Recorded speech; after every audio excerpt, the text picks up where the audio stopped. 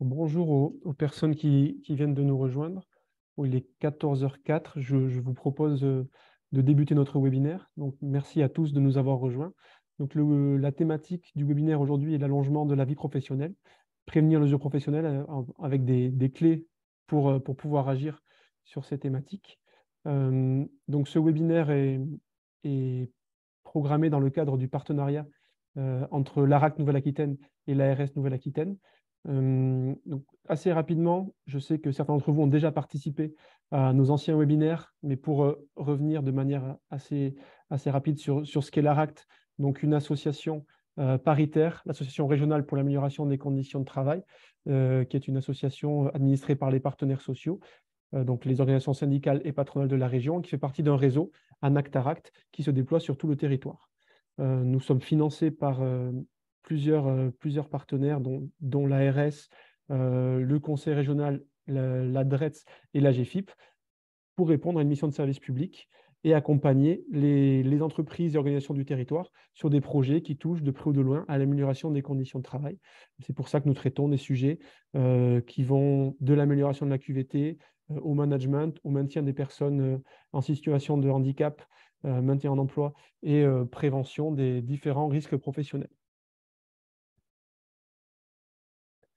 Dans le cadre de notre partenariat mis en place avec l'ARS Nouvelle-Aquitaine, nous diffusons des webinaires que nous enregistrons en live, qui peuvent être regardés ensuite en replay sur la page, qui sont disponibles sur la page QVT de l'ARS Nouvelle-Aquitaine. L'objectif de ces webinaires, c'est de faire un apport théorique sur une thématique. Aujourd'hui, voilà, la prévention de l'usure et l'analyse des populations.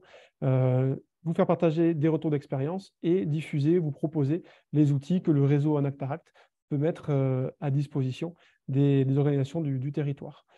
Plusieurs webinaires ont déjà été enregistrés l'année dernière sur la mise en place d'espaces de discussion sur le travail, les démarches de mise en place de projets de conception et d'investissement, le management du travail et la charge de travail. À ce sujet, le webinaire le replay du webinaire sur la charge de travail est enfin disponible. Nous excusons pour le délai qui a, qui a été occasionné par des problèmes techniques, mais maintenant, vous avez dû recevoir, pour ceux qui étaient inscrits au dernier webinaire, vous avez dû recevoir le lien pour pouvoir le regarder à nouveau. Et pour ceux qui sont intéressés par la thématique, vous pouvez aller sur la page QVT de l'ARS ou sur la page de l'ARACT et vous trouverez un lien pour aller sur ce webinaire. Donc, je vais maintenant laisser la parole à ma collègue Corinne Fèvre, qui va présenter rapidement le sommaire de la journée. Peut-être juste un dernier point en amont, les quelques règles de fonctionnement de ces webinaires. Donc, vous avez la possibilité de poser des questions dans le chat, auxquelles les questions que je relayerai à mes collègues qui feront la présentation d'aujourd'hui ou auxquelles nous vous répondrons par la suite, ou en écrit si c'est possible, ou nous pourrons prendre contact avec vous si c'est vraiment des questions un peu plus spécifiques. Si vous souhaitez prendre la parole pour réagir à un élément qui est apporté ou apporter votre témoignage, vous pouvez dans le chat indiquer que vous souhaitez prendre la parole. Et à ce moment-là, je pourrai faire une manipulation technique pour que vous apparaissiez en mode présentateur, comme c'est le cas pour moi actuellement. Enfin, si vraiment vous avez une question spécifique qui ne mérite pas d'être traitée de manière collective aujourd'hui ou abordée de manière collective aujourd'hui lors du webinaire, mais pour laquelle vous souhaitez que l'ARACT puisse vous recontacter, vous pouvez aller sur le site de l'ARACT et dans la rubrique Contactez-nous et nous reprendre en contact avec vous par la suite.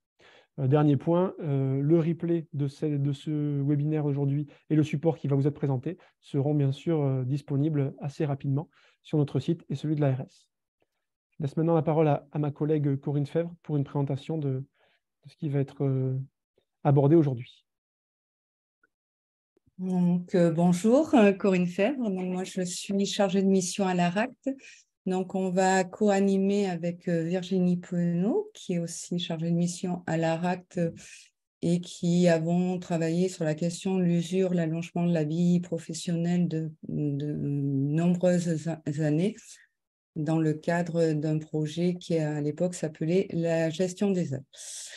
Donc aujourd'hui au sommaire, forcément, quand on parle d'usure, l'idée c'est de vous dire mais qu'est-ce qu'on met derrière ce mot et à partir de quand on peut parler d'usure professionnelle ou d'usure normale liée à un vieillissement naturel.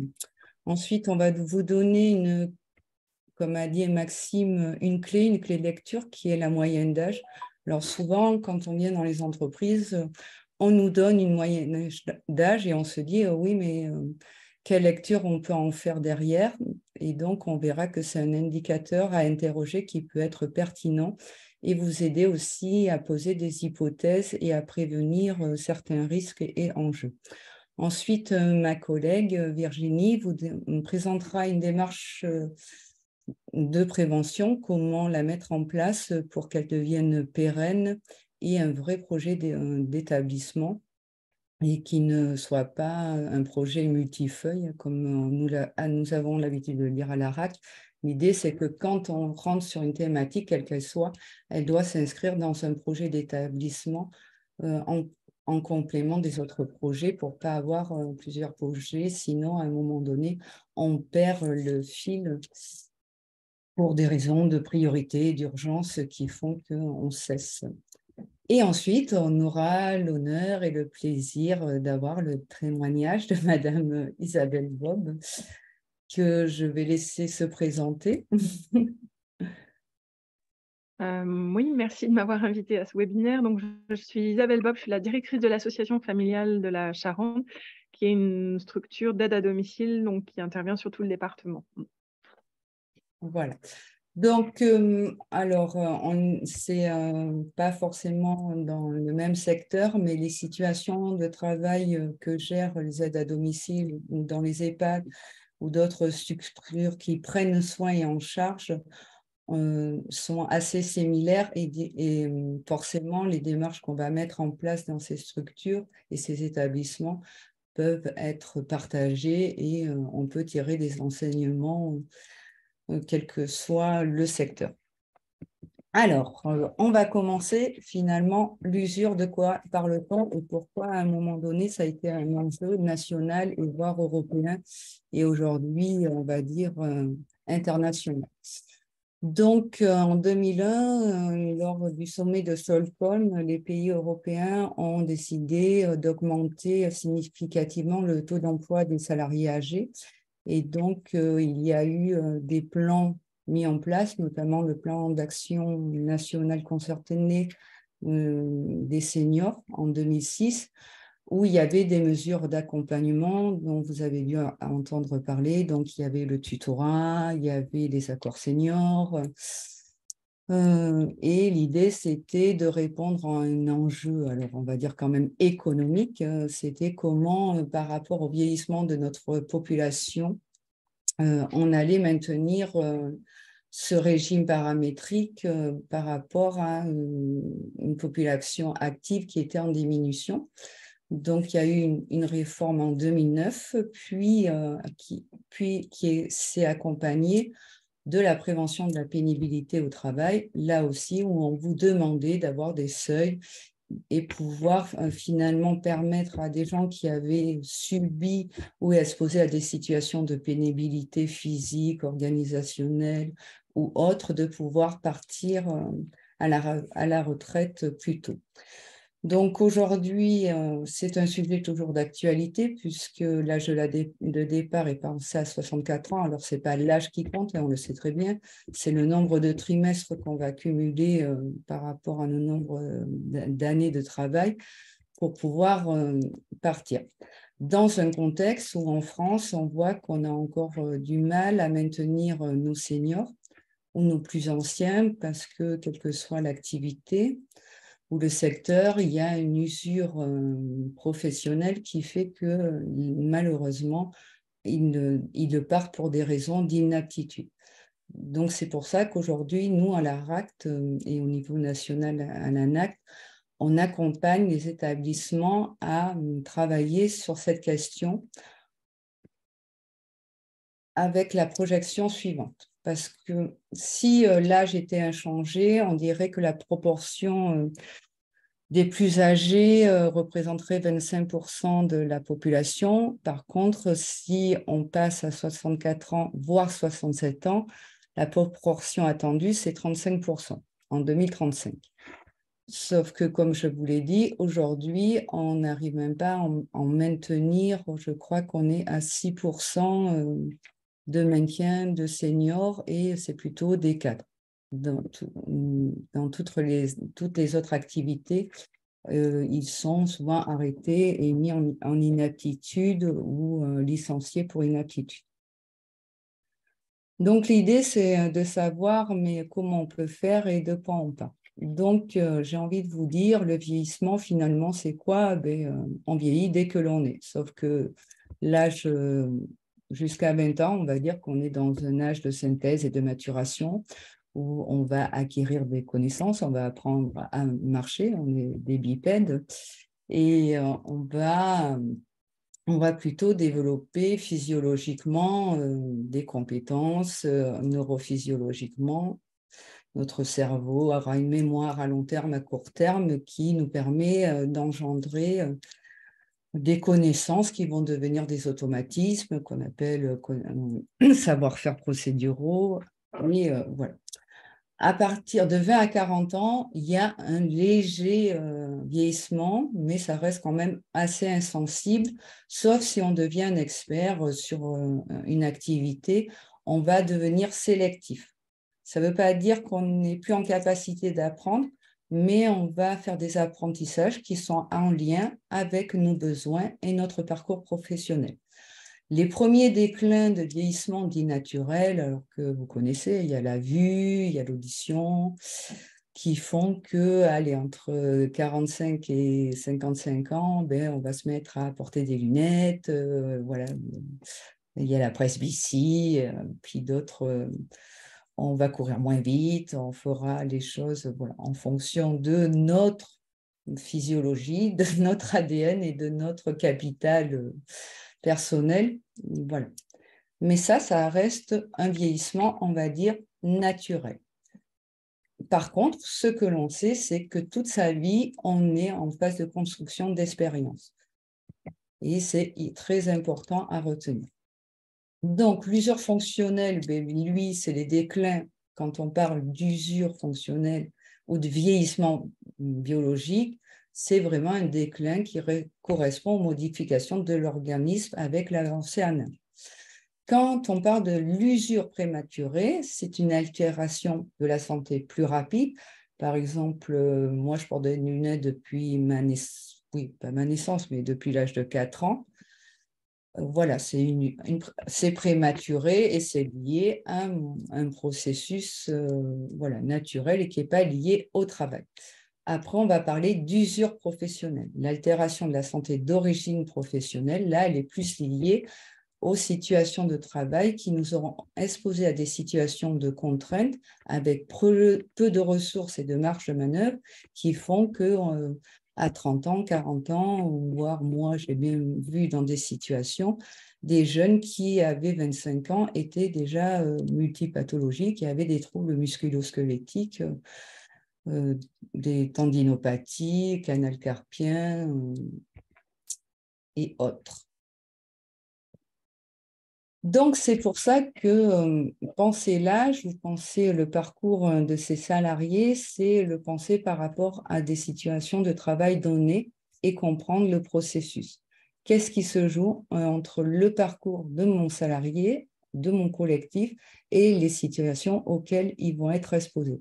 Est-ce que ces situations leur permettent de se préserver et de développer des compétences ou au contraire, est-ce que ces situations les mettent en situation d'usure accélérée, professionnelle. Donc, pour ça, nous, ce qu'on va aller voir, c'est les ressources. Les ressources, c'est quoi? Les moyens, l'organisation, les modes de management qui sont mis en place dans l'établissement. Voilà, par exemple, dans votre secteur, on va regarder l'organisation du travail. Est-ce que je travaille la nuit, le jour? À quel moment se font les transitions? Comment j'échange avec mes collègues? Comment je connais les caractéristiques des personnes prises en charge? Est-ce qu'en fonction des caractéristiques, il y a des pratiques qui sont différentes ou pas? Quels sont les moyens? Est-ce que j'ai des aides de levage? Est-ce que les lits sont adaptés? Est-ce que les chambres où sont accueillis les résidents ont assez d'espace pour que aussi les hôtelières puissent faire le ménage dans les temps impartis en fonction du nombre de chambres? Voilà, c'est toutes ces questions. Est-ce que la conception aussi, l'agencement de l'établissement permet de faire son activité dans le temps prescrit? Au contraire, est-ce que dans les différentes ressources et donc déterminants de l'activité que j'ai citées, est-ce qu'il y a des contraintes qui vont avoir un effet d'usure sur les personnes? Et c'est là où on va pouvoir agir et accompagner, et aussi entendre et écouter ce qui se joue du point de vue du collectif. Donc, qu'est-ce qu'on va regarder dans les facteurs qui peuvent se combiner et se cumuler? C'est ces différents facteurs. On va aller regarder les horaires. Dans l'exposition, on va dire des horaires atypiques, puisqu'on est tous rythmés par ce qu'on appelle un rythme chronobiologique, donc, qui est lié à un rythme social sur 24 heures. Donc, on est fait pour vivre le jour et pour dormir la nuit. Et en fonction de ces horaires-là, s'il y a trop de décalage, il y a tout un système homéostasique qui va être bouleversé et qui va générer des pathologies. Voilà.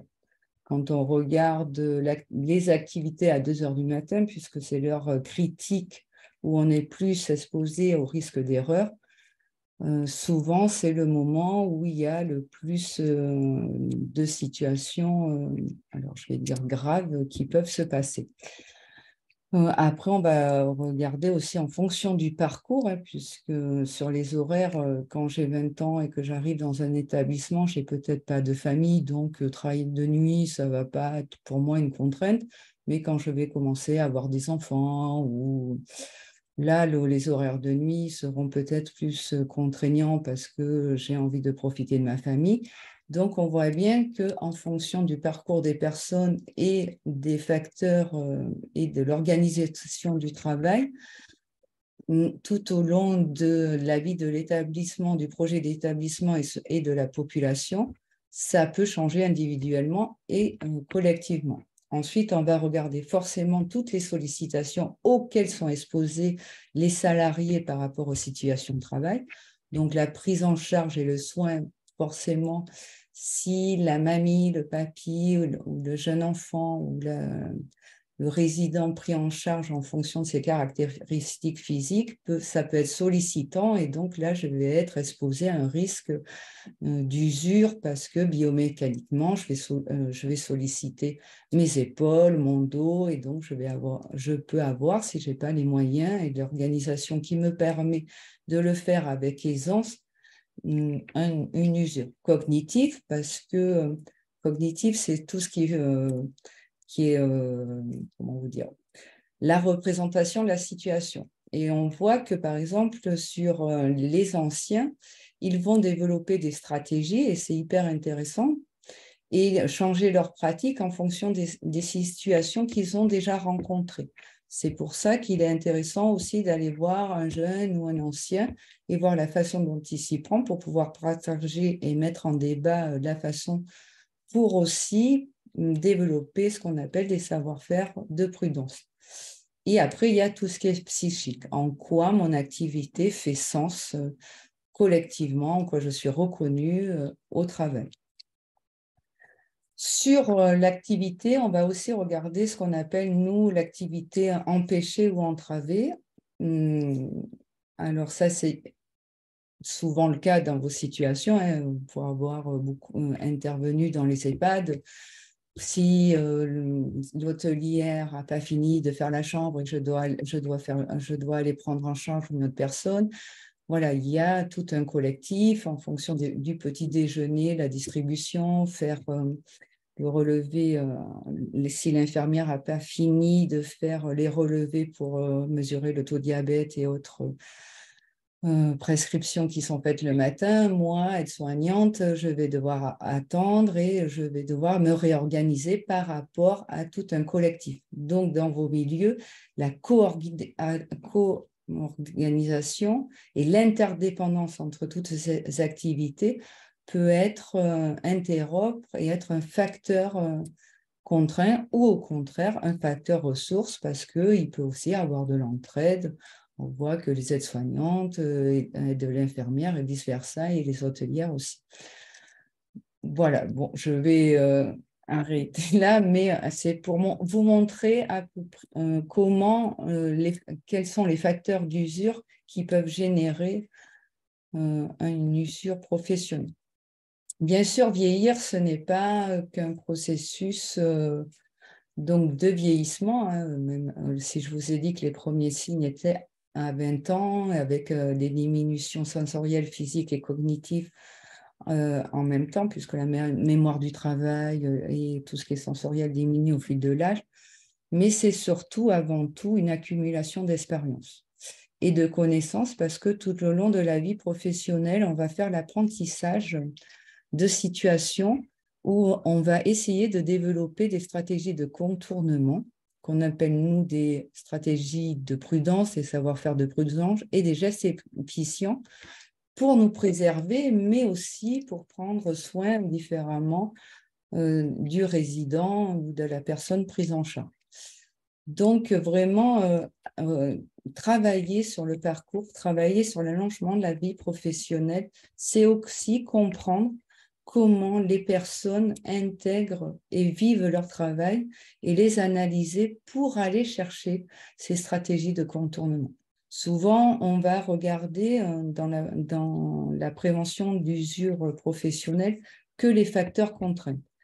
Et moi, je dis toujours, attendez, deux personnes vont peut-être vivre la situation différemment en fonction du sens qu'elles ont, en fonction de leur vie, de leur parcours. Et donc, allons chercher ensemble aussi ces stratégies, ces bonnes pratiques qui font qu'on peut se préserver et partager ensemble dans les conditions données. Forcément, ça oblige à revoir les modes d'organisation, les modes de management pour permettre aux salariés d'avoir des espaces, et j'appelle ça des bulles d'air, des bulles de respiration, pour pouvoir réaliser leur activité et atteindre des objectifs en se préservant et en prenant soin. Donc, pour vous, il y a un double enjeu. Prendre soin de ses salariés pour prendre soin du personnel accompagné. Donc, je vous l'ai dit tout à l'heure, un des indicateurs qu'on peut aller regarder pour anticiper l'usure professionnelle sous un double enjeu, hein, donc vous l'avez bien compris, dans un processus d'usure d'origine professionnelle, mais aussi dans un enjeu d'anticiper les savoir-faire et d'aller voir où sont les compétences cachées qui peuvent aider, puisqu'il y en a, ils vont travailler pendant 40 ans et développer aucune maladie professionnelle, ce qui signifie peut-être, c'est une hypothèse, qu'ils ont trouvé les moyens de se préserver et donc développer des stratégies de prudence.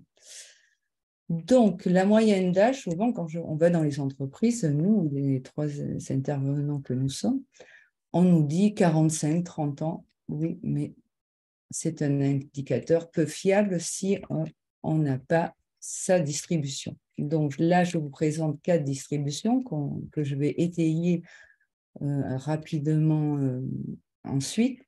Mais si on regarde ici la pyramide des âges, on peut déjà avoir plusieurs hypothèses. En fonction de la distribution des âges ici, on a, alors j'ai mis mes carrés, on a un pourcentage différentiel en fonction de l'âge.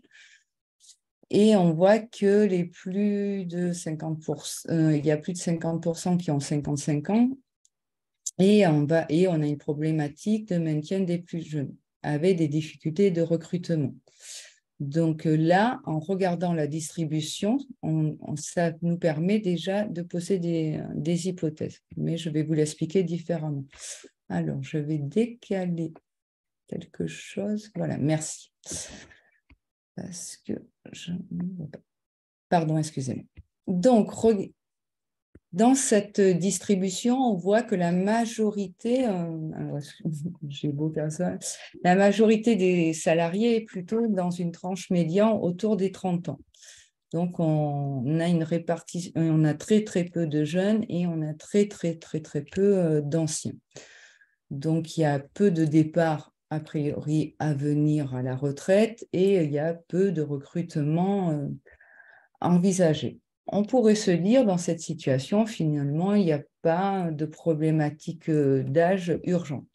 Cependant, en fonction si on projette cette pyramide à 5 et 10 ans, on s'aperçoit qu'il va y avoir un départ massif à plus ou moins long terme.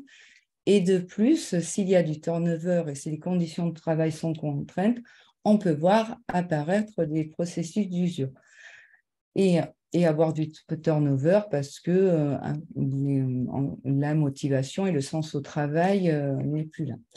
Donc, rien qu'avec cette distribution d'âge, donc on a, je vous l'ai dit tout à l'heure, donc une moyenne d'âge, on a une première distribution et déjà des premières hypothèses. Donc, pas de problématique d'âge émergente. Par contre, attention, point de vigilance, dans 5-6 ans, des départs massifs, donc anticiper ces départs par du recouvrement et aussi aller identifier les savoir-faire qui sont développés et point de vigilance, croiser avec les maladies professionnelles pour voir si les anciens ne sont pas en train d'être dans une usure professionnelle prématurée. Excusez-moi, je n'arrive pas à passer à l'autre.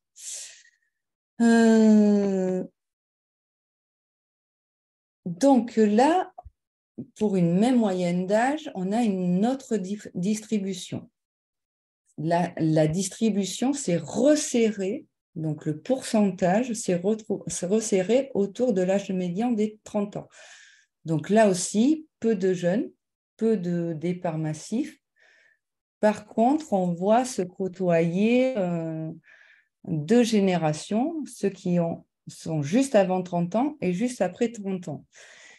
Et ce que l'on peut voir, alors on peut avoir deux hypothèses. Soit tout se passe bien en fonction des processus d'intégration et les gens arrivent à développer les mêmes pratiques, soit les jeunes qui sont arrivés ont développé des pratiques différentes.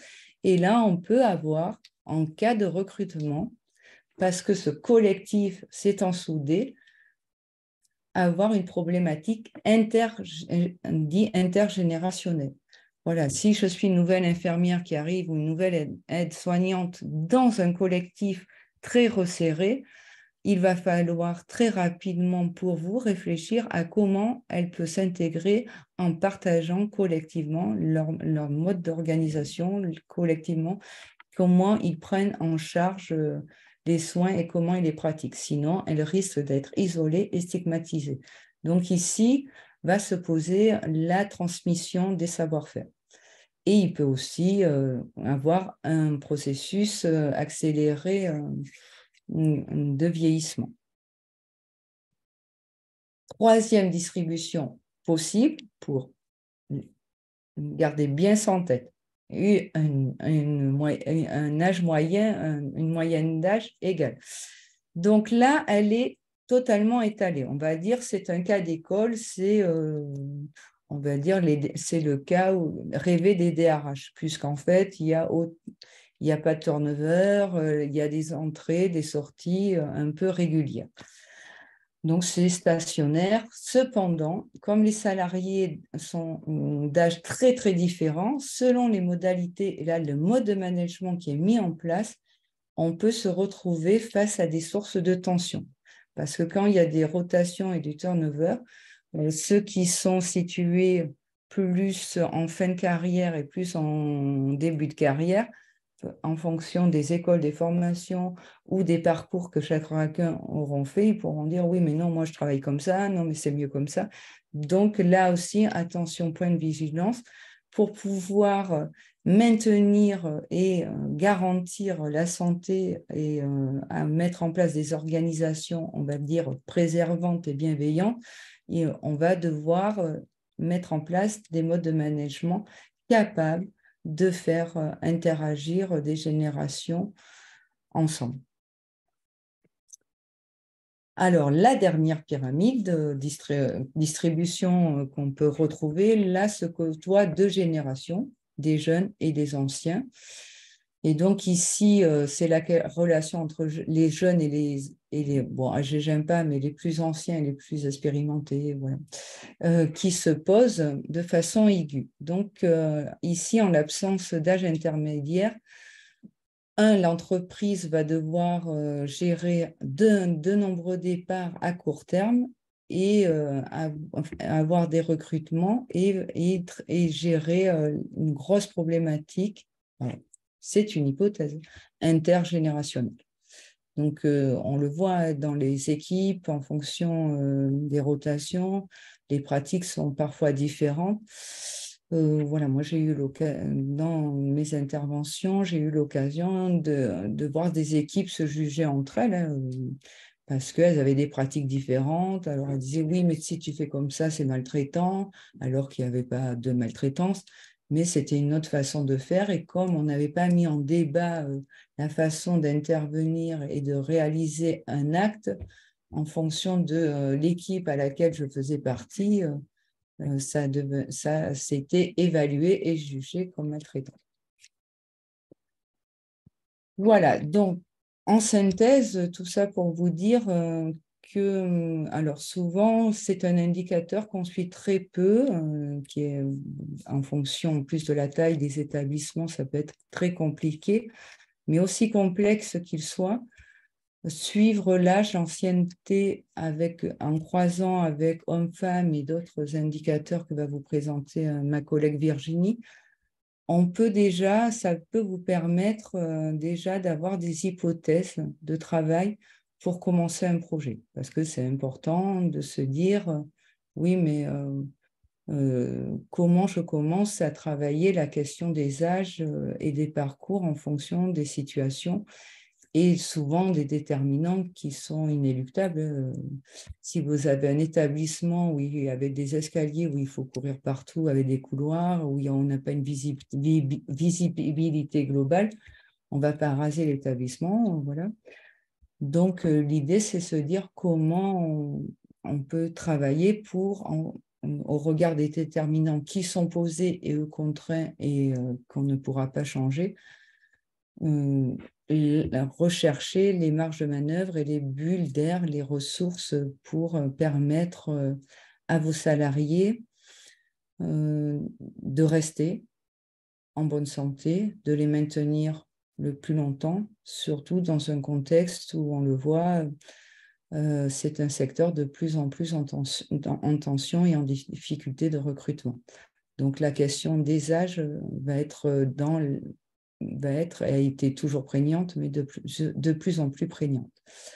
Voilà, maintenant je vais laisser la parole à Virginie, ma collègue, qui va vous présenter, mais finalement, comment on peut mettre en place un projet pour anticiper la prévention de la désinsertion professionnelle. On vient de le voir, hein, comme l'a indiqué Corinne, des indicateurs qui sont parlants et également à disposition tout un tas de données pour pouvoir en tous les cas agir et essayer de prévenir l'usure professionnelle, et c'est vraiment le défi de l'anticipation. Donc, lorsqu'on souhaite traiter en structure, en établissement, toute question, et là, en l'occurrence, celui de l'usure professionnelle, il est important de mettre en place une démarche et de la formaliser. Pardon, hop. Voilà, c'est ce que je vais vous présenter. Formaliser une démarche, pourquoi et pourquoi faire? C'est avant tout, c'est créer les conditions finalement de réussite. C'est pouvoir s'organiser, c'est pouvoir planifier, c'est également l'opportunité en mettant en place une démarche de se projeter, de se donner les moyens de l'action, et ce dans la durée, de repérer les savoir-faire qu'évoquait Corinne précédemment, les bonnes pratiques, également évidemment les contraintes, mais c'est aussi l'opportunité de garder la mémoire du travail réalisé et d'évaluer le chemin parcouru et les effets produits, hein, de mettre en place une démarche. Donc, c'est se mettre en conduite de projet et qui va s'articuler, la démarche que je vous présente, autour de cinq étapes principales qui vont constituer des jalons et qui vont permettre en tous les cas, d'avancer de manière guidée et guidante dans son projet de prévention. La phase incontournable est celle de la structuration du projet. C'est là où on va s'organiser, où on va planifier, où on va s'interroger, se dire comment et qui mettons autour de la table. Qu'est-ce qu'on met en place? Est-ce qu'on met en place un comité de pilotage? Est-ce qu'on met en place des groupes de travail? Est-ce que voilà, on nomme un chef de projet?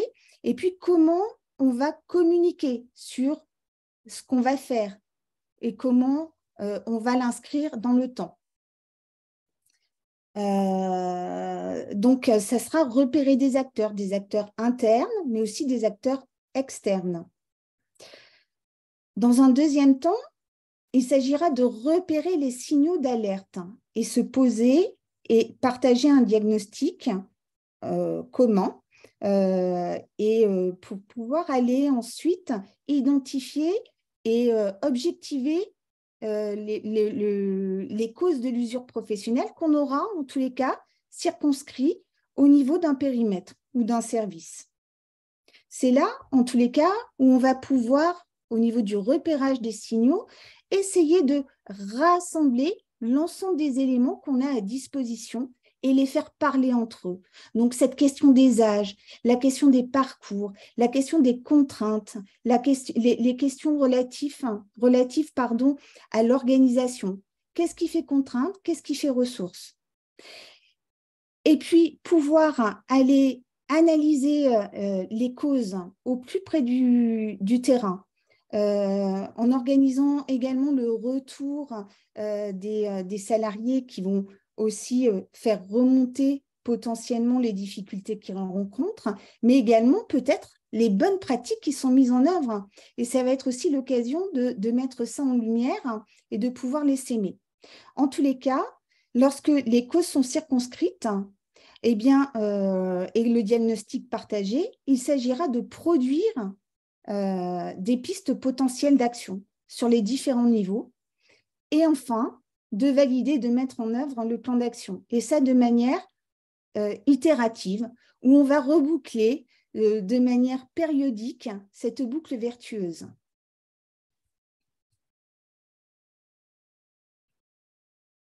Donc, je parlais d'acteurs.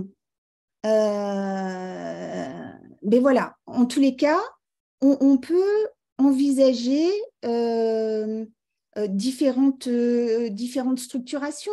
Je l'évoquais tout à l'heure, mais mettre en place un comité de pilotage, un chef de projet et un groupe de travail, avec des rôles finalement et des fonctions différentes.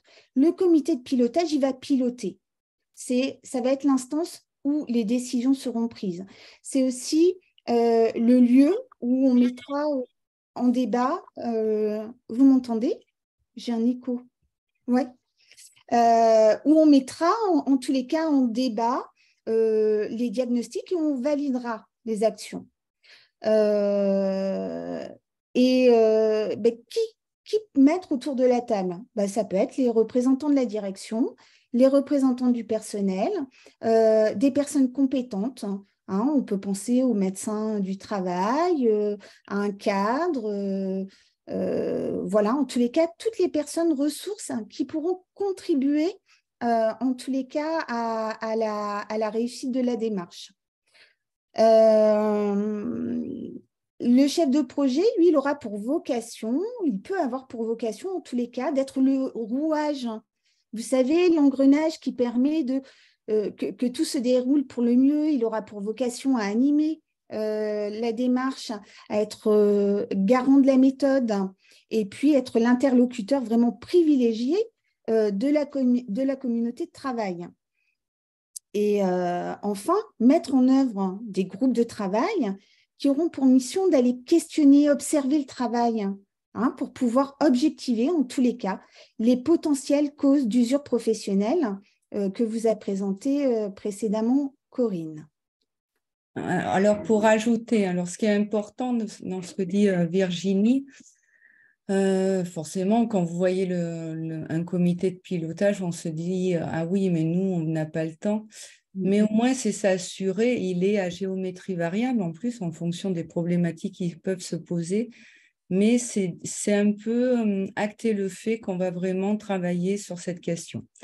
Après, chef de projet, ambassadeur, qu'importe, eux, ils sont là aussi pour garantir que la démarche sera pérenne et que quel que soit le changement, on aura ancré dans son fonctionnement le fait qu'à chaque transformation organisationnelle, technique, changement de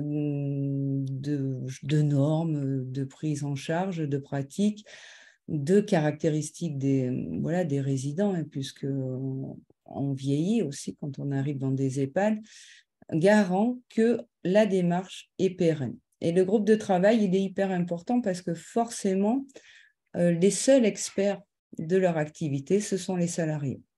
Et donc, ce sont les seules personnes qui sont à même de remonter et de nous dire, voici, nous, comment, en fonction des situations et des moyens qui nous sont donnés, on peut prendre soin ou ne pas prendre soin et comment ils le vivent.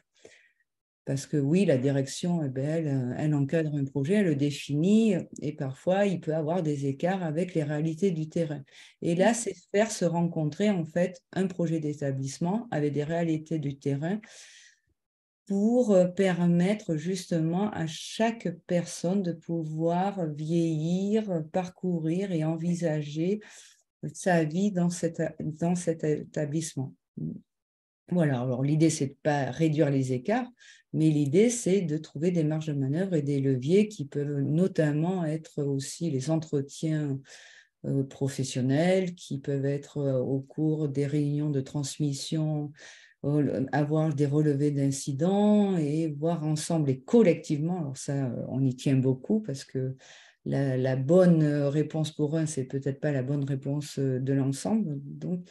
Donc, c'est pour ça que les groupes de travail, eux, comme dit Virginie, sont là pour aller questionner et aller voir et remonter, piloté par les salariés. Et le comité de pilotage, lui aussi, va venir instruire et dire, voilà, par rapport au diagnostic, qu'est-ce qui se joue et analyser les situations qui font ressources, problèmes et là où il y a des leviers d'action et pas de levier d'action. Pour pouvoir aussi, j'ai envie de dire ça quand même, le point de vigilance, c'est aussi de s'assurer que quand on rentre dans des démarches de prévention, on va mettre des actions en place pour revenir sur les 5 démarches, parce qu'il n'y a pas pire pour des salariés de se lancer dans une démarche et ne pas avoir de résultats. Et donc, il faut communiquer souvent sur qu'est-ce qui se passe, où on en est, pour permettre aux gens de rester investis de façon pérenne. Merci Virginie, à toi. C'est moi qui te remercie, Corinne. En tous les cas, c'est aussi des occasions supplémentaires de pouvoir parler du travail, l'ensemble de ces espaces. Donc, pour repérer les signaux d'alerte, on propose d'aller investiguer 5 catégories de questions. Et d'aller regarder du côté des caractéristiques de l'effectif. Qui sont finalement mes collaborateurs, en termes d'âge, en termes d'ancienneté, en termes de répartition par sexe, d'emploi ou de service. Mais également d'aller regarder du côté des indicateurs de santé. Est-ce que dans tel service, j'ai une recrudescence des maladies professionnelles, des accidents du travail? Est-ce que j'ai un peu plus de restrictions? Et puis d'aller regarder également au niveau du fonctionnement RH.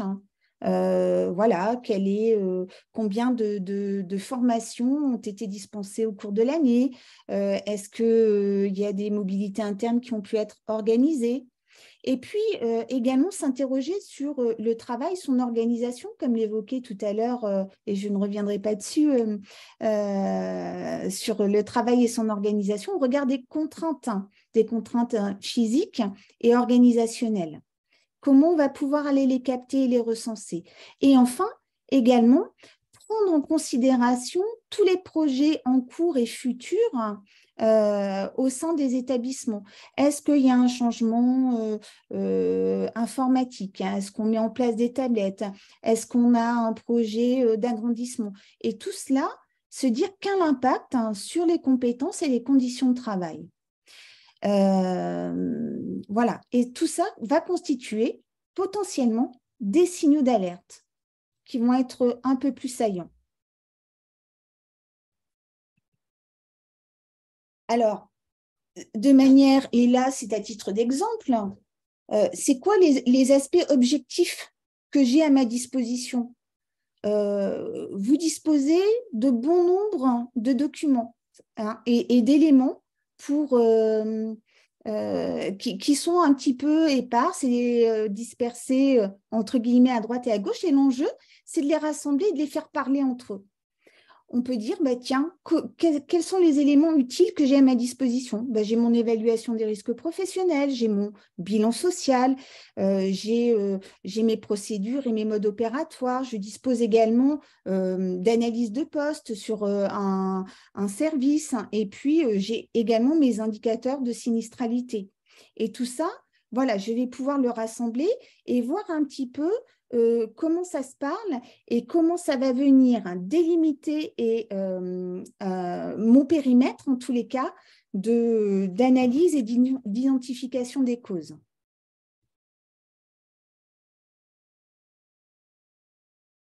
Et une fois ces éléments recensés, lorsque l'on va sur le terrain, c'est important d'aller, en tous les cas, échanger sur le vécu, en fait, des situations, comme l'indiquait Corinne, au plus près du terrain, en fonction des situations de travail concrètes.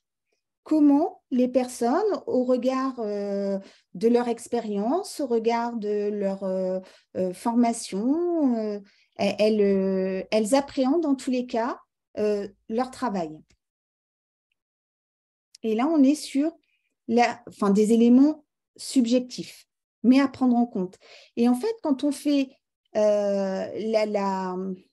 j'allais dire, la combinaison de l'ensemble de ces éléments, entre les données santé, les données démographiques, organisationnelles, l'analyse des situations de travail et lorsqu'on prend en compte également le ressenti, ça permet d'avoir une photographie, en tous les cas, la plus exhaustive possible à l'instant où on la prend.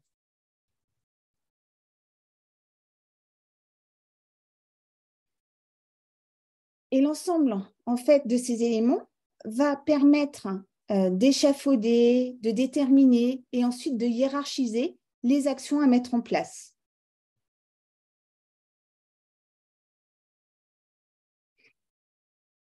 Et agir sur quoi? On va pouvoir agir sur les conditions de travail, en investissant, par exemple, dans du matériel de manutention. On va peut-être pouvoir agir sur l'organisation du travail, mais également sur la gestion des parcours. Et évidemment, tout au long de la démarche, c'est ce que soulignait Corinne tout à l'heure, il est important de communiquer de manière régulière pour toujours avoir en tête, en fait, la démarche en cours. Et en plus, ça donne à voir. Donc, ça favorise aussi l'implication et l'engagement de tous.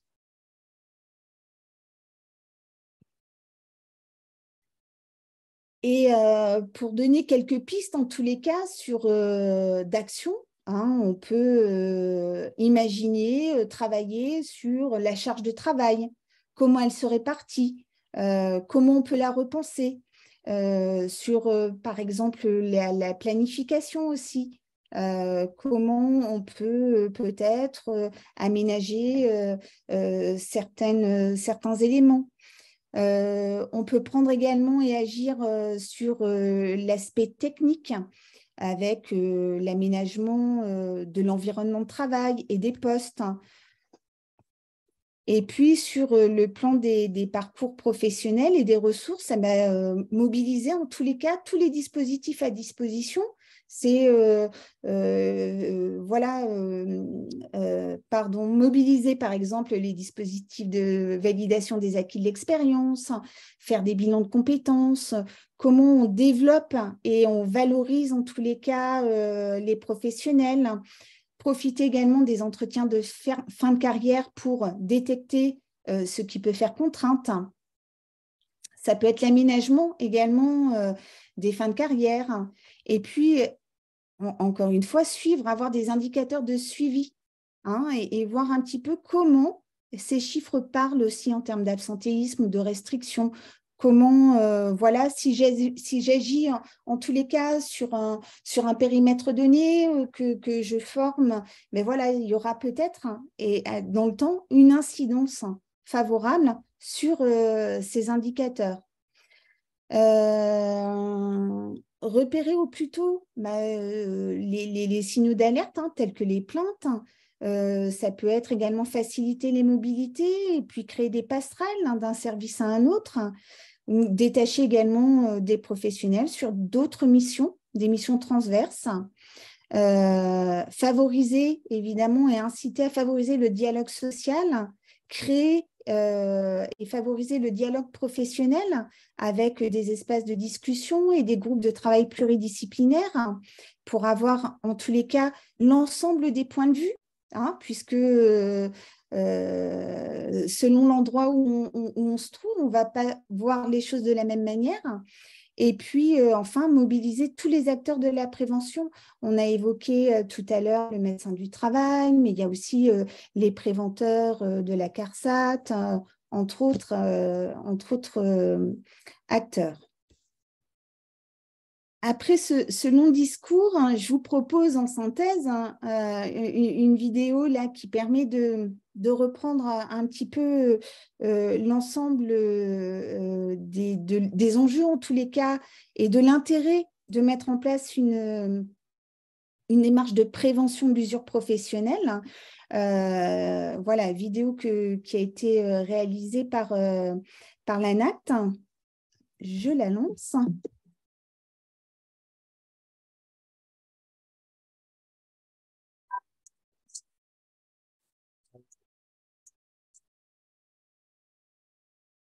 L'usure professionnelle peut prendre bien des visages et représente un enjeu vital pour l'entreprise. Mois après mois ou année après année, certaines caractéristiques du travail ont des effets négatifs sur la santé des individus. Et cela ne concerne pas que les seniors. L'usure professionnelle peut apparaître parfois très tôt dans les parcours. Ces effets néfastes compliquent la vie au travail et peuvent nuire à la qualité des produits et services. Notre population active évolue. On quitte la vie professionnelle de plus en plus tard. De 60 ans en 1990, l'âge moyen de départ à la retraite augmente progressivement et atteindrait 64 ans en 2030. La part de seniors dans la population active augmente. Elle était de 18% en 1995, elle est de 28% en 2015. Ces évolutions ne seraient pas un problème si les conditions de travail étaient favorables. Malheureusement, elles s'accompagnent encore de beaucoup d'exigences physiques. Le travail de nuit augmente. Et les contraintes de temps sont de plus en plus importantes. Agir sur l'usure professionnelle, c'est permettre aux salariés de travailler plus longtemps en bonne santé. Et tout le monde est gagnant. En réduisant les contraintes, en aménageant les postes, en favorisant les parcours internes, l'entreprise améliore son attractivité. En préservant la santé des salariés, l'entreprise réduit ses coûts liés à la dégradation de la santé et améliore le fonctionnement des équipes. En les intégrant dans un seul projet, l'entreprise simplifie les démarches de prévention. Pour prévenir l'usure professionnelle, il est nécessaire de repérer les situations d'usure, puis d'en analyser les causes. Et pour cela, il existe des outils. Analyse des données sociales, des situations de travail et des parcours professionnels.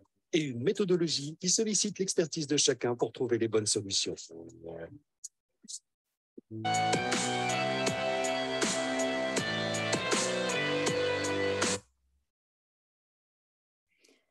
Donc voilà, on voit, c'est faire le pari du gagnant-gagnant.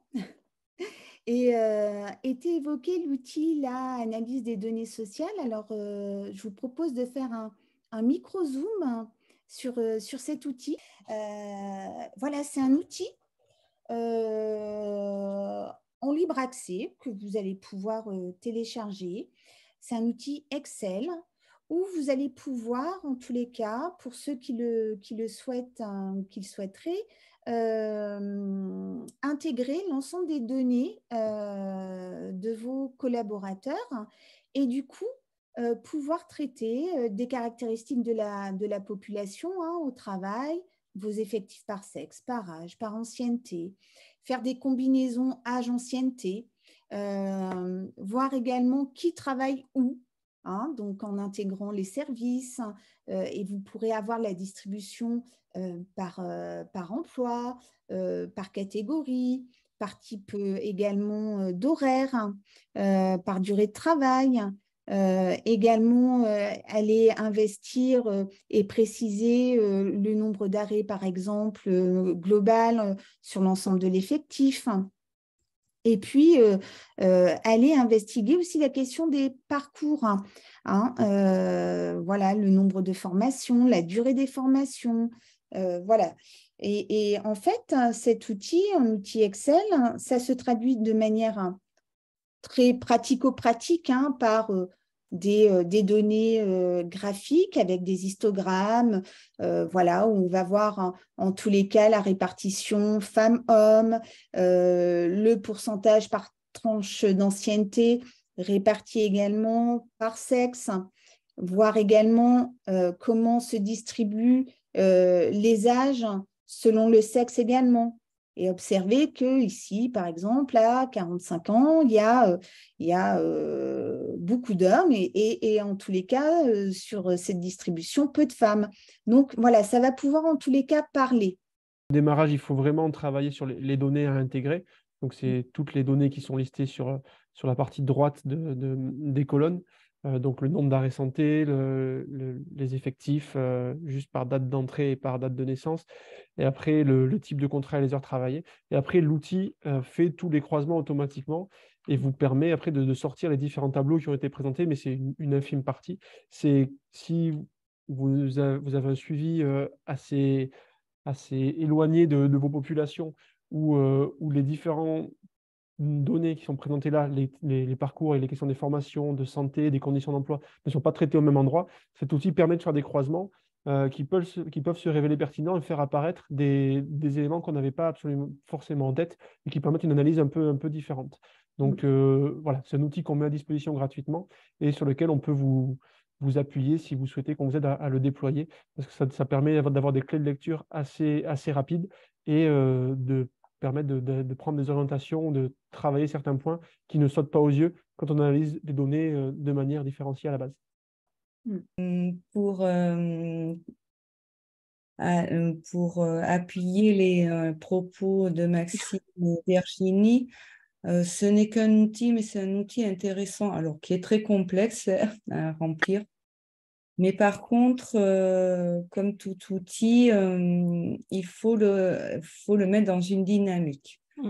Et il y a plusieurs dynamiques. Donc, dans la démarche de prévention et pour accompagner l'allongement de la vie professionnelle, c'est un outil qui permet d'anticiper. Il peut aussi, par service ou sur l'ensemble de l'établissement, on peut affiner les départs à la retraite. Donc, voilà, il permet à la base de poser des hypothèses et surtout, une fois qu'il a été rempli, et comme le disait Maxime, s'il est renseigné de façon régulière, c'est un outil assez pertinent pour suivre la population au fil du temps et de voir si un service ou une population ou une personne n'est pas en situation dégradée.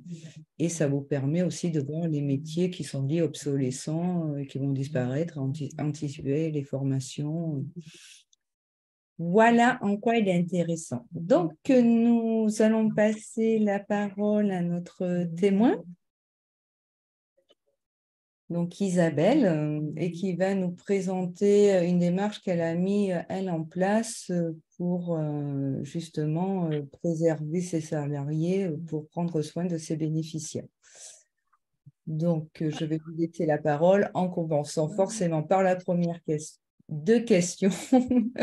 Combien y a-t-il de salariés dans votre association?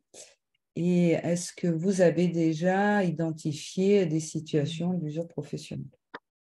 Alors, donc notre structure d'aide à domicile, elle emploie actuellement 184 salariés.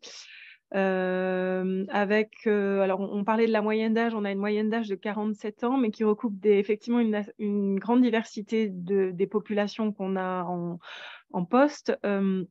Là, actuellement, j'ai 50 salariés sur les 184 qui vont partir à la retraite dans les 5 ans qui viennent. Et aujourd'hui, le constat que je fais sur les 3 dernières années, c'est que j'ai fait 22 licenciements pour inaptitude pour 7 départs à la retraite. Donc, la thématique de l'usure prématurée de mes salariés, c'est une réalité à laquelle je suis confrontée tous les jours, puisque mes salariés n'arrivent pas à l'âge de la retraite, elles sont usées prématurément par rapport à la typologie des postures et au type de mission qu'elles doivent assumer chaque jour. Peut-être, alors, je l'ai peut-être dit, je ne sais pas, mais sur ces 184 salariés, il y a 2 hommes, 182 femmes. Donc, la répartition et la mixité des populations, pour nous, on est vraiment majoritairement, très, très majoritairement sur des publics féminins. Et voilà. Et j'ai à peu près 40% de la population de l'association, effectivement, qui a plus de 50 ans et des problématiques de recrutement, de sous-effectifs chroniques et un très fort taux d'absentéisme, puisqu'on a 15% de taux d'absentéisme et des indices de fréquence et de gravité des accidents du travail qui sont quand même bien au-dessus des moyennes nationales. Voilà, ça c'est le contexte général de la structure qui n'est pas très réjouissant et qui a engagé, nous, un travail d'accompagnement de la CARSAT sur les 3 dernières années, qui s'est opéré auprès des 4 structures autorisées du département de la Charente, les 4 services d'aide à domicile qui sont autorisés par le conseil départemental. Et puisque la CARSAT voulait vraiment qu'on puisse travailler sur d'abord un diagnostic de la situation pour essayer de comprendre les enjeux, comme vous l'avez pointé. Alors, on n'avait pas encore l'outil de l'ADS, mais c'est effectivement, ça fait partie du process de bien connaître la population à laquelle on s'adresse. Et puis derrière, de pouvoir aussi nous aider à la formalisation de nos procédures et nos démarches vis-à-vis de la prévention des risques professionnels. Donc là, au vu de cet accompagnement, on a eu envie d'aller plus loin et en interne, on a fait le choix de faire monter en compétence des référents matériels qui sont, pour nous en interne, des auxiliaires de vie qui deviennent des personnes ressources sur notamment la meilleure connaissance des aides techniques et du matériel médicalisé qu'on peut mobiliser pour intervenir au domicile des usagers. L'objectif pour nous, il était multiple autour de ces missions-là et de cette montée en compétences. C'était de pouvoir dispenser de la formation à nos auxiliaires de vie au fil de l'eau sur des modules de formation qu'on a construits de façon complètement ad hoc par rapport aux difficultés qu'on peut recenser sur le terrain et ce qui remonte le plus fréquemment, notamment sur l'utilisation du matériel comme le verticalisateur, les lèvres malades, etc. Le deuxième enjeu de ces postes-là, c'était de pouvoir vraiment tisser des relations de partenariat avec des prestataires de matériel médicalisé pour qu'on ait un vrai accompagnement avec des prêts facilités, un service après-vente, des allers-retours dans l'aide technique pour avoir vraiment la bonne aide au bon moment auprès du bon usager. Et puis, autre enjeu, c'était pour nous aussi de pouvoir faire connaître le champ des possibles sur les aides techniques et le matériel médicalisé, parce qu'on voit très bien que 90% du temps, on les médecins, et par faute de temps ou par faute de connaissances, je ne sais pas, mais en tout cas prescrivent toujours les mêmes aides techniques alors qu'il y a une multitude de choses. Et le pari qu'on fait, c'est qu'en utilisant mieux les capacités résiduelles de l'usager par le biais de la fourniture de ces bonnes aides techniques au bon moment, en fait, on va soulager le travail des auxiliaires de vie au quotidien et tout en favorisant l'autonomie des usagers. Donc, on a un double intérêt en fait, sur nos salariés et sur l'autonomie de nos usagers en élargissant le champ des possibles sur l'utilisation des aides techniques au quotidien. Donc ces salariés, elles sont à disposition de leurs collègues. On a fait un travail de prospection auprès des prestataires de matériel médicalisé du territoire pour essayer vraiment de trouver ceux qui étaient dans la même philosophie que nous, pour pouvoir être vraiment sur cette réactivité, ces allers-retours pour trouver le meilleur équipement. Et donc, voilà, on en est là un petit peu, on est à peu près à ce stade-là sur le processus de déploiement de ce projet. Mais on voit aujourd'hui qu'il y a il y a plusieurs déjà difficultés qui apparaissent. C'est vraiment sortir de la culture de l'aide à tout prix pour nos salariés, c'est-à-dire vraiment ne pas aider au détriment de sa propre santé et favoriser la remontée d'informations. Parce qu'en fait, c'est au domicile, c'est en faisant remonter ce qui se passe au domicile que nous, on aura une meilleure appréciation des choses et qu'on pourra les accompagner dans le fait de changer aussi les habitudes des usagers. Et donc, l'autre difficulté, c'est qu'on est sur du domicile, on est sur du domicile privé. Je sais que là, il y a des interlocuteurs qui sont plutôt en structure. Et là, la deuxième difficulté, c'est de faire accepter aux usagers le fait d'intégrer dans leur quotidien, en tout cas, de pouvoir changer aussi leur façon de faire. Et le pari qu'on a fait aussi, c'est que, en fait, par le prêt et la mise à disposition de ces aides techniques, 90% là, sur notre démarrage, 9 fois sur 10, ça conduit à l'achat de l'aide technique. En fait, on prouve l'intérêt et le bien fondé et la plus-value apportée par l'aide technique en la mettant à disposition des usagers. Et donc, c'est en tissant ces liens de partenariat avec ces prestataires matériels médicalisés qu'on va avancer dans ce travail d'essai, de mise à disposition pour ouvrir aussi à l'usager des possibilités sur le maintien de son autonomie. Voilà. Et puis après, l'autre objectif, c'est bien sûr d'essaimer, c'est-à-dire de pouvoir faire passer la bonne parole, en tout cas à nos collègues des structures d'aide à domicile, de pouvoir échanger sur ces pratiques-là pour essayer de voir ce qui fonctionne, ce qui va bien, ce qui fonctionne moins bien, pouvoir peut-être essaimer sur nos protocoles de prêt, voir quelles sont les aides techniques qui sont les plus judicieuses ou qui sont les plus pertinentes. Là, on voit très bien là, en ce moment que notamment le drap de glisse, c'est un outil qui est complètement indispensable et qui fait mouche à chaque fois qu'on peut l'installer. Et les auxiliaires de vie, quand elles s'emparent de ces sujets-là, et très concrètement, leur travail au quotidien, il est complètement… ça change leur pratique au quotidien et ça les soulage et ça apaise la charge de travail qu'elles ont à prendre en charge des usagers qui sont relativement dépendants. Isabelle, est-ce qu'on peut dire qu'avec la démarche là, que vous avez mis en place, est-ce que vous avez des premiers retours des aides à domicile et elle vous dit sur l'organisation, est-ce que ça leur a donné des marges de manœuvre? Est-ce que ça a aidé aux soins? Alors, aujourd'hui, le retour qu'on a, c'est que, en fait, elles deviennent acteurs, c'est-à-dire que, mais c'était pas gagné d'avance, hein, parce que du coup, on est beaucoup dans, en fait, je suis là pour aider, donc moi, je fais ce que me demande l'usager, et c'est pas moi qui vais proposer des choses, je fais avec le matériel qu'il y a, je fais avec les moyens du bord. Donc, c'est aussi tout ce travail-là qui prend du temps, mais déjà, là, on a décidé vraiment d'élargir la formation de nos collègues, puisque même on avait commencé par les récemment arrivés dans la structure qui présentaient une sinistralité beaucoup plus forte que leurs collègues. Et en fait, il faut qu'on puisse élargir le panel des salariés touchés et toucher aussi les plus anciennes qui n'ont pas toujours les bonnes habitudes, même si elles se débrouillent, elles ont trouvé des techniques de contournement, etc. Et là, quand elles s'approprient les choses, qu'elles deviennent acteurs de ça et qu'elles voient que derrière, ça fonctionne, c'est-à-dire que les usagers derrière, notamment par exemple sur le drap de glisse, où on a là en 2 mois, on a 25 usagers qui ont fait l'acquisition de drap de glisse et du coup, les techniques de transfert et de manipulation ont changé avec des effets extrêmement positifs pour les usagers qui arrivent à faire tout seuls, avec des aidants qui se réapproprient aussi des choses en disant mais j'aurais dû découvrir ça avant parce que je me suis fait… Mais, voilà, ça fait des mois que je me fais mal au dos et ça me soulage. Alors, il n'y a pas que le drap de glisse parce que c'est relativement commun, le drap de glisse, c'est une aide technique assez commune, mais il y a des choses aussi sur le fait d'enfiler les bas de contention, par exemple, ou sur l'alimentation. Enfin, on est aussi sur des aides techniques qui sont relativement modestes, mais qui, au quotidien, vont soulager le travail des auxiliaires de vie. Et les premiers retours sont extrêmement positifs parce que, du coup, l'usager renvoie aussi du positif. C'était ça l'inquiétude des salariés, c'était de dire je vais susciter la colère ou la désapprobation des usagers. Et en fait, les usagers, ils adhèrent à 150 000% sur ces propositions. Et c'était ça l'enjeu un peu de la réussite et le fait de pouvoir le faire accepter à nos équipes.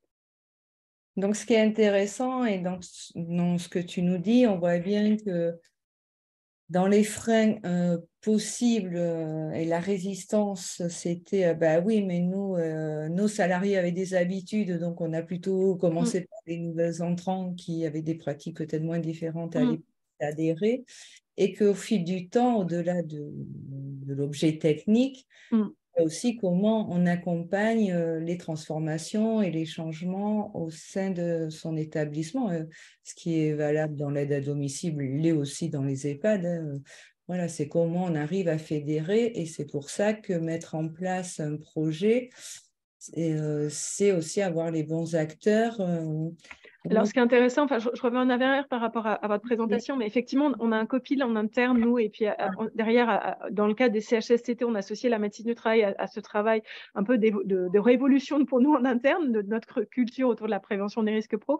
Et c'est vrai que ces COPIL internes nous permettent d'associer l'encadrement intermédiaire, qui a un rôle majeur à jouer dans l'évaluation des besoins et l'évaluation du domicile dans lesquels vont intervenir nos salariés. Donc, il y a déjà ce premier travail de sensibilisation de nos usagers au fait que voilà, il y a des choses qui doivent s'adapter par rapport au fait que le domicile devient le travail, et que du coup, il faut accepter de faire des concessions aussi sur l'aménagement de son domicile pour favoriser la qualité des conditions de travail et la qualité des conditions de travail de nos auxiliaires de vie. Et ça, c'est un travail du coup qui se fait à toutes les étapes et à tous les niveaux stratégiques de la structure. Donc, en fait, tout le monde a accès et vous avez rendu visibles les situations de travail dans chaque. En plus, là, on peut parler de singularité. Puisque... C'est exactement. C'est une des difficultés, c'est qu'il n'y a pas deux domiciles qui se ressemblent. Donc, effectivement, par rapport à mes collègues des EHPAD, effectivement, bon, voilà, on est dans un lieu qui est unique, avec des choses sur lesquelles on peut agir très concrètement. Là, la situation est beaucoup plus compliquée. Oui. Mais on voit bien que c'est le fait de mettre un comité et de nommer 2 personnes, parce que si j'ai bien compris le projet, c'est bien ça, c'est 2 personnes qui vont après analyser et faire l'interface entre les fournisseurs, et comme tu le dis, il y a des prescriptions par les médecins. Alors, ça va un peu au-delà. On a 180 auxiliaires de vie qui sont déployés sur le terrain. En fait, on a nommé 2 référents matériels par secteur. Et en fait, elles animent la formation de leurs propres collègues sur le secteur. Elles font l'interface avec leurs responsables de secteur aussi sur des situations. Elles vont, par exemple, apporter un regard un peu experte sur des situations complexes, où on sait, par exemple, qu'on a eu plusieurs accidents du travail, on a du mal, les auxiliaires de vie nous font remonter des difficultés, on n'arrive pas à trouver la bonne aide technique. Et donc, elles vont apporter leur expertise aussi par rapport à ça. Interpeller les prestataires avec lesquels elles ont tissé des liens de partenariat pour dire, là, est-ce qu'on pourrait essayer ça? Est-ce qu'on pourrait revoir parce que ce qu'on a installé, ça ne fonctionne pas, l'auxiliaire de vie est toujours en difficulté, etc. C'est vraiment ces allers-retours, ce va-et-vient qui est aussi intéressant. D'accord. Et puis l'intérêt, c'est que du coup, on voit, alors c'est petit encore et c'est modeste, mais on fait bouger aussi l'environnement. C'est-à-dire que quand on a rencontré les prestataires de matériel médicalisé, alors je ne le dis pas trop fort, mais on a eu beaucoup affaire à des commerciaux, c'est-à-dire des gens qui étaient, en fait, ils ont besoin de vendre du matériel médicalisé, mais du coup, là, on était sur un autre enjeu et une autre demande. Et donc, il faut, voilà, ça permet aussi peut-être de faire évoluer les mentalités. Enfin, voilà, je suis peut-être un peu, comment dirais-je, m'enorgueillis de ça. Je ne sais pas, ça reste encore modeste, mais je me dis que peut-être que on peut aller vers ça, en tout cas avec les prestataires avec lesquels on va essayer de travailler. Oui, ce qui est intéressant dans ce que tu dis, alors en fait, ce qui vient appuyer, en tout cas, le fait que c'est important de s'intéresser aux populations, c'est qu'on voit que ça va avoir un impact à plusieurs niveaux. Déjà, ça a été la possibilité d'ouvrir des nouveaux parcours et 2 postes de référents par secteur. C'est ça. Donc, après, je ne sais pas si ça a été fait sur le volontariat ou voilà, Si. mais donc déjà sur le volontariat. Donc, ça veut dire que, comme le disait Virginie, dans les pistes d'action, on peut avoir sa mission initiale, mais si à un moment donné, l'évolution, ce n'est pas qu'une évolution horizontale, pyramidale, pardon. Oui. C'est aussi à piloter une nouvelle mission qui va nous permettre, nous, de nous préserver et donner du sens pour s'inscrire et inscrire notre engagement dans notre établissement. Et dans les effets aussi bénéfiques, c'est que vous avez réussi, et je pense que là, il faut quand même le dire, et tu peux t'enorgueillir, c'est que oui, souvent, quand on a affaire à des fournisseurs, ils ont des modèles standards. Mm. Et donc, ça veut dire que vous avez été en capacité de créer un cahier des charges avec l'aspect opérationnel. En leur disant, oui, mais opérationnellement, le standard, ça ne fonctionne pas parce que eh bien, nos résidents, ils sont tous différents. Il y a des grands, des petits, des femmes, des hommes. Les pièces sont différentes. Et plus on ira vers des démarches où on arrive à concevoir des réponses et créer des réponses adaptées, singulières, et plus c'est vrai que ça aide aussi, surtout qu'il y a un double enjeu. Il faut que ça convienne à l'usager, mais aussi aux aides à domicile qui interviennent chez la personne. Et on retrouve ça dans les EHPAD, c'est pareil. Quand il y a le choix technique, quand on arrive dans les organisations et qu'on retrouve ces choix techniques, on se retrouve aux mêmes problématiques. Et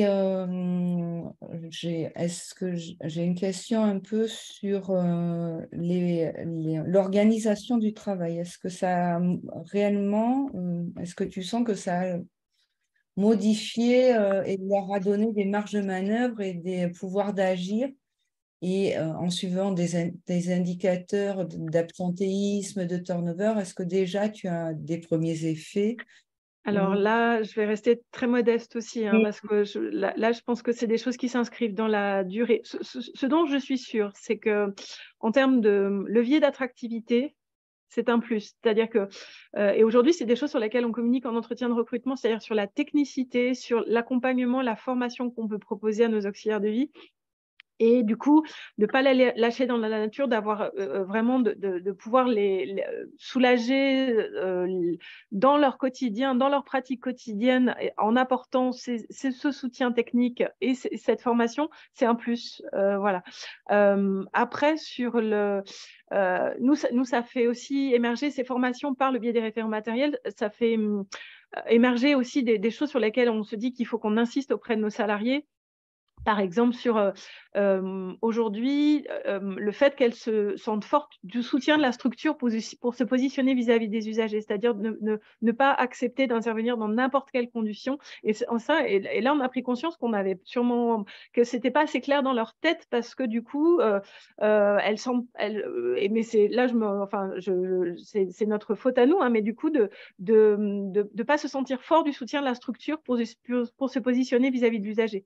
Comme on est là pour aider, on fait à tout prix, et on n'a pas conscience que la structure, elle va venir en soutien et nous aider à nous positionner pour ne pas prendre de risques.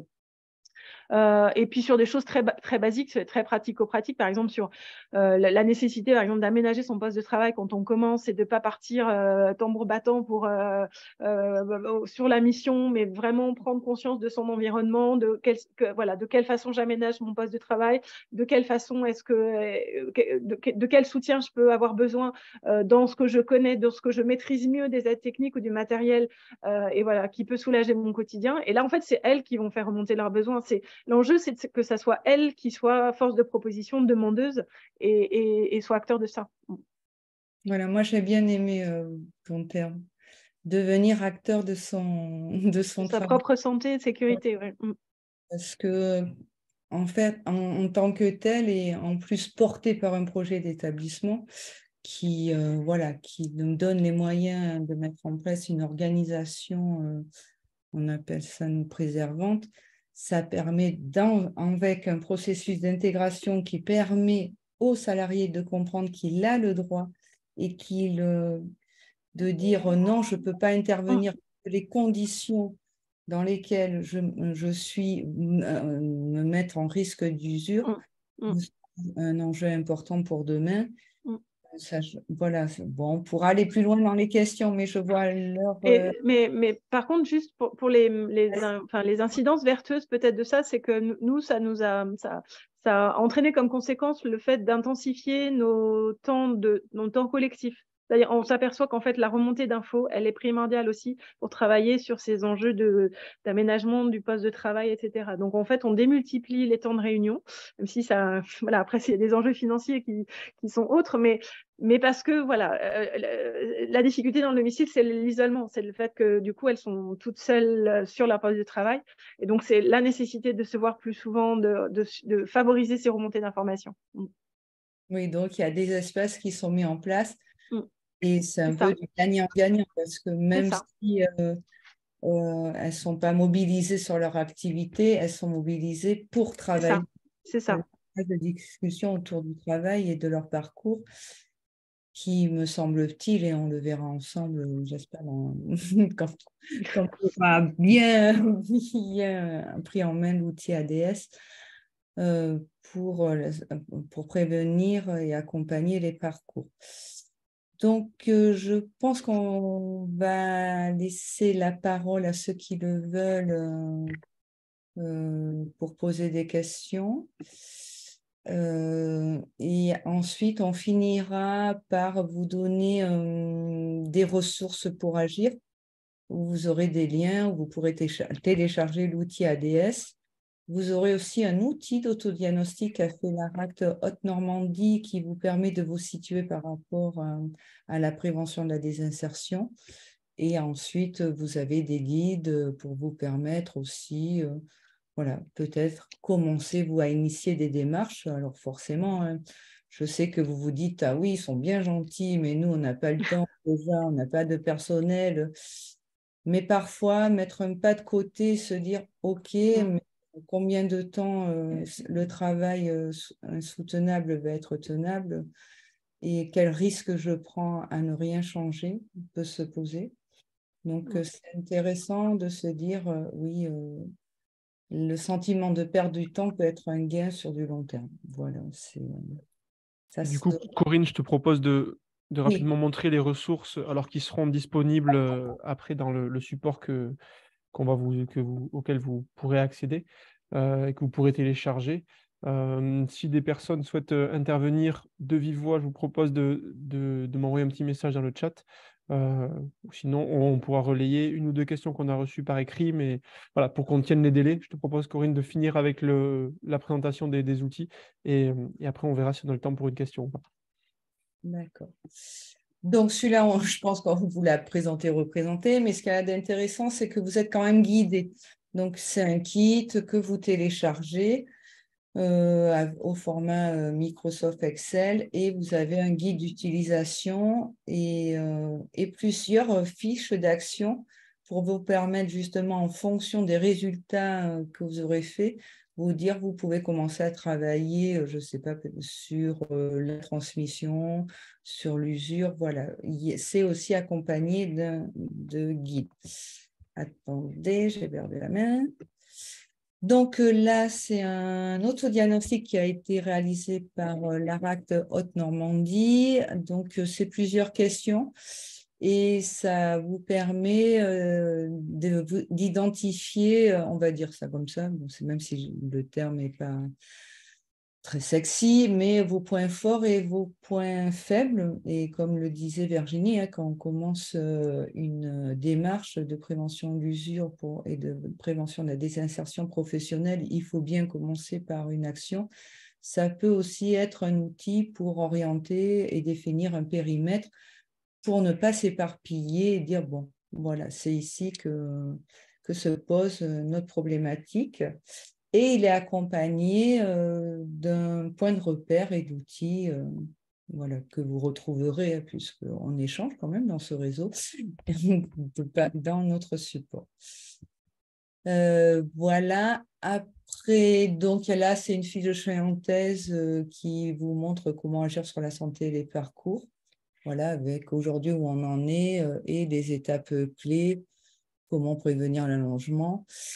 Vous avez un autre cahier avec des témoignages, mais aussi des démarches donc qui est sur le site de l'ANACT. Vous retrouverez le lien.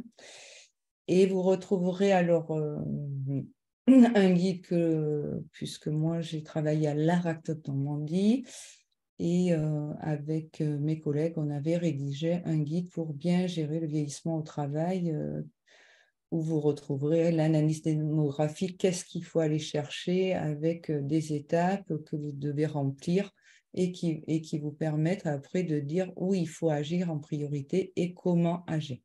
Là, on vous montre toute la conduite de projet pas à pas. Voilà, je pense qu'il y a une multitude d'outils, mais voilà, c'était, je pense. Merci beaucoup, Corinne. Enfin, du coup, voilà, tous ces outils sont en téléchargement libre.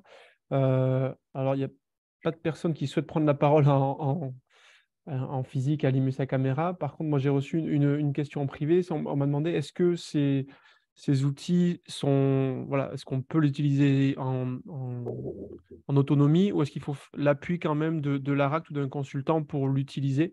Alors moi, j'aurais tendance à répondre qu'ils ont été conçus pour que ce soit normalement puisse être autoporté. Mais enfin, peut-être Corinne ou Virginie qui les avez plus utilisés. Je vous laisse si vous avez une réponse à cette question. Alors, moi, on va demander à Isabelle. Puisque... non, c'est relativement simple à utiliser. Après, moi, je suis dans la partie la plus fastidieuse, c'est-à-dire la saisie des infos. Et après, je pense que le suivi moi, je suis curieuse de voir ce que ça va donner en termes de stats et là, j'étais assez intéressée de voir les histogrammes et les camemberts et tout ça en me disant, moi, je veux vivement qu'on ait fini la saisie. Non, et après, l'idée, c'est de suivre l'outil effectivement dans le temps. Je pense que c'est là que tout son intérêt va apparaître. Hein. Mais il n'y a pas besoin d'accompagnement particulier. Non. Enfin, peut-être sur l'analyse, oui. Après, bon, on en parlera quand vous viendrez nous voir. Mais Alors, l'utilisation de l'outil est fastidieux en termes d'alimentation. C'est ça. Si vous êtes une vingtaine, hein, mais à partir du moment où on commence à être 100, 180, 200, 300. Mais je crois que ça vaut le coup parce qu'une fois qu'il est rempli et que vous le suivez vraiment au fil du temps, voilà, comme le dit Isabelle, après, il y a des projections, des croisements dynamiques qui sont faits qui vous permettent vraiment de suivre. L'autodiagnostic, oui, ça, vous allez le faire tout seul, hein, ça vous appartient un peu. Et sur les parcours, alors, moi, j'ai deux réponses. Les outils, oui, de la NACT et du réseau que l'on fait sont faits pour être autoportés, comme dit Maxime.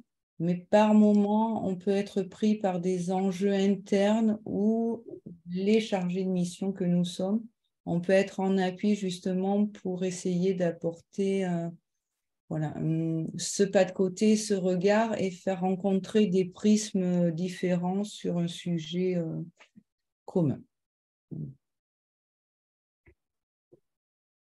Je ne sais pas si on a répondu à la question, mais... On va espérer que oui. Non, une dernière question avant de conclure. L'activité est-elle dans le sens de la prévention de l'usure? Alors, on va dire ça, tout est dans tout. Oui, forcément, quand on travaille sur la qualité de la vie au travail et des conditions de travail, et que, comme vous l'avez vu, quand on dit comprendre le processus de l'exposition aux situations de travail et des parcours, ça rentre totalement dans l'amélioration de la qualité de vie au travail, comme ça va rentrer dans un enjeu fort d'attractivité. Voilà, plus vous allez montrer que vos entreprises maintiennent, fidélisent, amis les conditions d'organisation, les modes de management pour permettre aux gens de vivre leur travail dans les meilleures conditions, vous favorisez la qualité au travail. Quand vous participez à des gros projets comme le fait Isabelle, vous participez au RSE et vous participez forcément à améliorer la qualité de vie au travail. Après, c'est juste dans la qualité de vie au travail, là, l'orientation, est-ce que vous allez choisir? Voilà, vous nous donnez, il y a plusieurs thématiques. Là, on serait plutôt sur une thématique RH, mais qu'il va falloir mettre en perspective et en projection avec la prévention des risques professionnels et les conditions de travail. Et le projet d'établissement, ne l'oublions jamais, puisque c'est lui qui donne le cadre. Je vois que nous avons dépassé la demi. Le respect du timing est un peu une contrainte assez forte sur ces webinaires pour respecter les souhaits des établissements. Donc, je vous remercie vraiment du fond du cœur à tous les trois pour cette participation. Et merci encore, Madame Bobet, pour votre participation assez récente. On vous a sollicité assez tardivement. Donc, merci beaucoup d'avoir pu répondre présent. Rien, c'est un plaisir. Merci. Et merci à tous les participants. Et voilà, comme pour conclure, comme on l'a déjà dit, le replay, le support sera en ligne sur la page de l'ARS et de l'ARACT. Et vous pouvez nous recontacter si vous souhaitez des informations complémentaires ou creuser les sujets qui ont été abordés. Donc voilà, merci beaucoup et sans doute à très bientôt pour des prochains webinaires. Au revoir. Oui, merci à tous. Merci. Merci beaucoup.